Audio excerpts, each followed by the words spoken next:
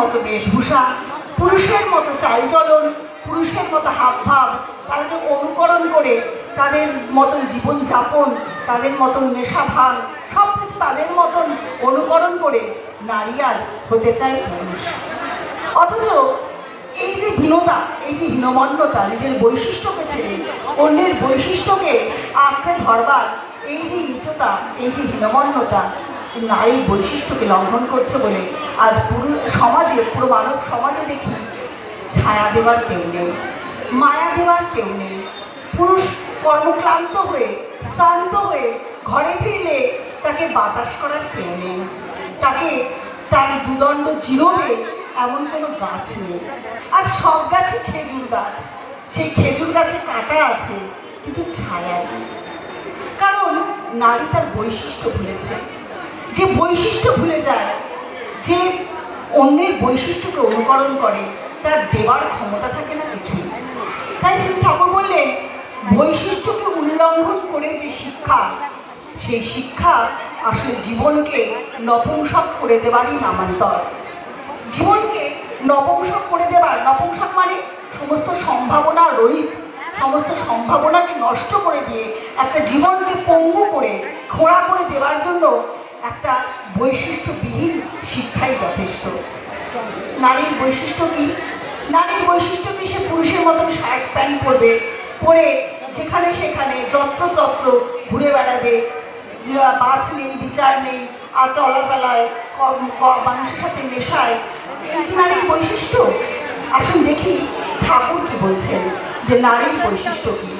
ঠাকুর বলছেন নারীর বৈশিষ্ট্য হলো 8টি: নিষ্ঠা, ধর্ম, শুশ্রূষা, সেবা, সাহায্য, সংরক্ষণ, প্রেরণা, সুপ্রজনন। এই যে নারীর 8টি বৈশিষ্ট্য, আমরা কজনই বা জানি যে আমাদের এই বৈশিষ্ট্যগুলিকে রক্ষা করতে হবে। সবার প্রথম বৈশিষ্ট্যর মধ্যে আসে নিষ্ঠা, অর্থাৎ কোনো কিছুকে একটা নিয়ে লেগে থাকার ক্ষমতা।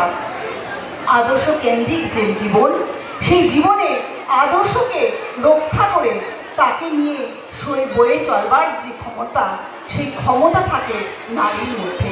তার কারণ নারীরা স্বভাবতই ধৈর্যশীলা, তারা স্বভাবতই স্নেহময়ী, স্বভাবতই তারা সংযত এবং সেবাপরায়ণা। নিষ্ঠার পর থেকে ধর্ম। যে জীবনে ধর্ম থাকে না, নারী যদি আজ ধর্মহীন হয়, তাহলে তার সন্তান হয় ঠিক বাল্মীকির মতন, রত্নাকর দস্যুর মতন। সেখানে সন্তান কি করছে, কিভাবে উপার্জন করছে, সে বাইরে কি করছে, মা তা দেখে না, তার স্ত্রী তা দেখে না, তার শুধু টাকা হলেই চলে।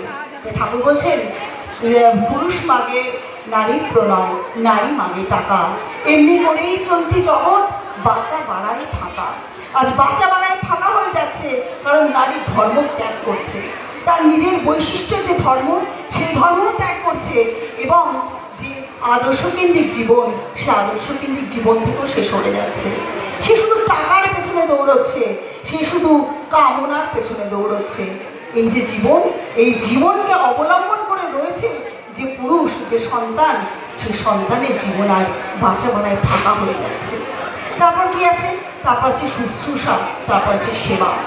আজ ঘরে ঘরে গিয়ে দেখা যায় যে সেবা করার জন্য নারীদের আর বসে থাকার সময় নেই। তারা চাকরি করতে দৌড়চ্ছে, তারা রাজনীতি করতে দৌড়চ্ছে, তারা প্লেন ওড়াতে দৌড়াচ্ছে, তারা দৌড়াচ্ছে আর দৌড়াচ্ছে, তারা ক্রিকেট খেলতে দৌড়াচ্ছে, তারা সব করতে দৌড়াচ্ছে, কিন্তু ঘরে সন্তানকে সেবা দিতে দৌড়ানোর জন্য আজকালকার দিনে গৃহবধূ এই কথাটার আর কোনো মূল্য নেই। সবাই জিজ্ঞেস করে, আচ্ছা তোমার মেয়ে কি করছে, তোমার বউ কি করছে? সে গৃহবধূ বা সে ঘরকন্যা করছে, এটা বলবার মধ্যে আর আমরা কোনো গৌরব খুঁজে পাই না। কিছুদিন আগেই একটা প্রস্তাব তৈরি হয়েছিল এই ওমেন্স ডেকে কেন্দ্র করে। সেখানে দেখা যাচ্ছে নারীরা অনেক, তাদের গুণ দেখা যাচ্ছে, তারা সব পারে আজ করতে, কিন্তু সে সন্তান করলেন একটা সুসন্তানের জননী হচ্ছে, এমন প্রস্তাব দেখা যায় না। অর্থাৎ নারীদের কিছু গুণকে আজকে আমরা নারীর বৈশিষ্ট্য করে তুলে ধরতে চাই। সে কি গুণ? সে ফুটবল, সব গুণকে আমরা প্রশ্রয় দিচ্ছি, যে ফুটবল খেলবে, সে ক্রিকেট খেলবে, সে শুধু এমন এমন কাজগুলো করবে যে কাজগুলো তার না করলেও চলে। অর্থাৎ কিন্তু যে কাজটা সে একমাত্র পারে, যে কাজটা সে না করলে আর কেউ করবার নেই, সেই কাজটার দিকে কিন্তু তারা ঝোঁক নেই। তাই জন্য এই সমাজে আজ বড়ই অসহায় অবস্থা, পুরুষদেরও অসহায় অবস্থা, কারণ তাদেরকেও প্রেরণা দেবার কেউ নেই। দেখুন এই যে 8টা গুণ, এই 8টা গুণ আর ছিল বলেই এই দ্রৌপদী বলুন, মা সীতা, কুন্তী, তারা যখন যেখানে যে অবস্থায় গেছেন সেই অবস্থা থেকে কিন্তু তাদের পুরুষদের তারা টেনে তুলতে পেরেছেন, তাদের সন্তানদের তারা টেনে তুলতে পেরেছেন। তার কারণ সংরক্ষণ এবং প্রেরণা, উৎসাহ, সেবা এবং শুশ্রূষা তাদের বৈশিষ্ট্যের ধর্ম ছিল। আজকে কেন আমরা আমাদের বৈশিষ্ট্যকে ফেলে আমরা অন্যদের বৈশিষ্ট্যকে নিয়ে মাথাপাতি করবো? এই কথা কিন্তু ভাববার আজ আমাদের সময় এসেছে। সংরক্ষণ করে রাখবো আমরা আমাদের নিজেদের বৈশিষ্ট্যকে, আমরা আমাদের ঘরের পুরুষ মানুষগুলো তাদের বৈশিষ্ট্যকে আমরাই কিন্তু পারি প্রেরণা দিয়ে, তাদেরকে উৎসাহ করে, তাদেরকে উজ্জীবিত করে, তাদেরকে আদর্শের পথে ধরে রাখতে। আর প্রজনন, সুপ্রজনন যদি না হয় তাহলে সবটাই ফাঁকা। আমি অনেক ক্রিকেট খেললাম, অনেক ফুটবল খেললাম, অনেক কিছু বড় বড় কাজ করলাম, করে দিনের শেষে ঘরে এলাম, এসে আমার সন্তান আমাকে মারতে আসে, আমার সন্তান আমাকে গালাগালি দিতে আসে, বা সে মদ্যপ অবস্থায় টলতে টলতে ঘরে আসে, বা আমার ঘরে কোনো শান্তি নেই। আমাদের ঘরটা যেটা আমার ভিত্তি, যেটা আমার ভিত্তিভূমি, যার উপর দাঁড়িয়ে আমি সব কিছু তৈরি করবো, আমার সন্তান তার সব কিছু তৈরি করবে, আমার স্বামী তার তৈরি করবে, সেই ঘরটাকে ভালো করবার, ভালোবাসবার আজকাল বড় অভাব। এই ঘরটাকে ভালোবাসে তাকে, কারণ আতুর ঘর, জীবনের আতুর ঘর, যেটা যেখান থেকে জীবনটা বর্ধনের পথে যাবে, যেখান থেকে জীবনটা তার বৈশিষ্ট্যকে নিয়ে বিকাশের পথে যাবে, সেই আতুর ঘরটাকে যদি আমরা শুশ্রূষা দিয়ে, সেবা দিয়ে, প্রেরণা দিয়ে, ভালোবাসা দিয়ে ধরে না রাখি, সেই ঘরটা কিন্তু কোনো ভালো কিছু সৃষ্টি করতে পারবে না। তাই আমরা আমাদের বৈশিষ্ট্যকে বজায় রাখবো। তিনি তো বৈশিষ্ট্য পালিয়ে আপুদয়মান, তিনি এই বৈশিষ্ট্য হারা মানব সমাজকে আবার তার ঠিক জায়গায়, ঠিক কম্পাসে ফিরিয়ে নিয়ে আসতে চেয়েছেন।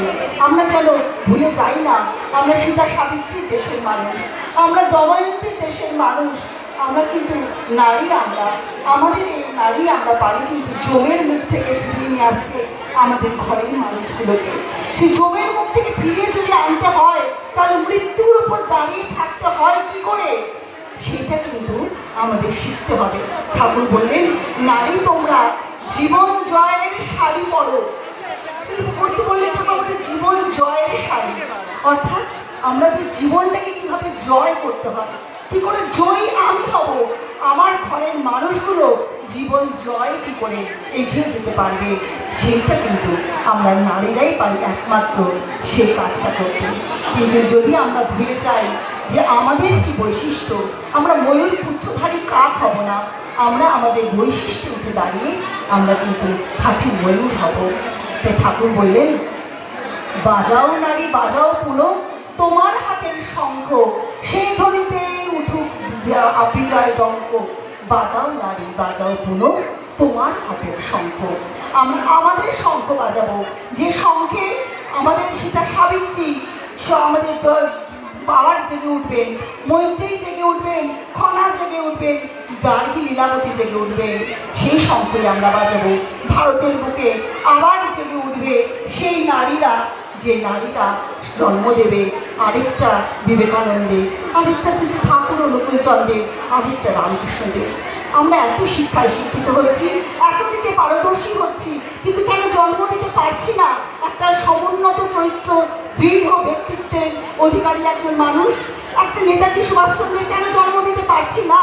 যদি সকল শিক্ষা, সকল ব্যবস্থা, সকল গুণ, এই এত এত গুণ আমাদের অধিকারী হচ্ছে, তাই যদি জন্ম দিতে পারতো তাহলে কিন্তু আমরা পারতাম আর একটি ব্যক্তিত্ব সম্পন্ন সেই রকম মানুষের জন্ম দিতে পারছি না, কারণ আমরা নিজেরাই হয়ে উঠতে পারছি না। আমরা হয়ে উঠবো, আমরা তাকে মাথায় নিয়ে চলবো। আর ওই মনে রাখবো তার সেই কথা, বাজাও নারী বাজাও পুনঃ তোমার হাতের শঙ্খ। সেই শঙ্খতে আর্য কৃষ্টির মহিমা রাখা হবে, সে আর্য কৃষ্টিকে পুনরায় ফিরিয়ে আনতে আমরা নারীরাই পারি। আর্য কৃষ্টির যা ব্যাঘাত, খড়গে তোরা কর নিপাত। আর্য কৃষ্টির ব্যাঘাত হলো নারীর পুরুষ হতে চাওয়া, নারীর পুরুষের বেশ ধরে ভেদ ধরে এইরকম অনাশ্রয় সৃষ্টি ঘটিয়ে বানানো আর্যকৃষ্টি সব ব্যাঘাত ঘটিয়ে আমরা আবার আর্যকৃষ্টি জয়গান গাইব বন্দে পুরুষোত্তম জয়।